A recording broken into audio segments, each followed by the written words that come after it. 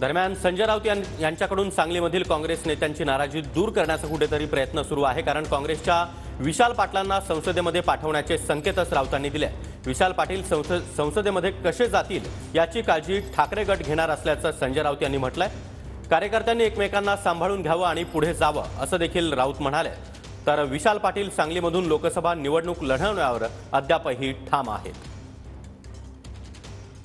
बघा की विश्वजित कदम सुद्धा आमचे, विशाल पाटील सुद्धा आमचे आहेत. प्रत्येक मतदारसंघामध्ये आघाडीमध्ये असं असतं की प्रत्येक कार्यकर्त्याला वाटतं पक्षाचा की मतदारसंघ आपल्याकडे राहावा, पण आघाडीमध्ये चर्चा वाटाघाटीमध्ये कधीतरी मतदारसंघ मागे पुढे होत असतात. शिवसेना भाजपा युती असताना सुद्धा असं झालेलं आहे. इकडे तर 3-3 पक्ष आहेत. कार्यकर्त्यांनी एकमेकांना सांभाळून घ्यावं आणि पुढली दिशा पकडावी.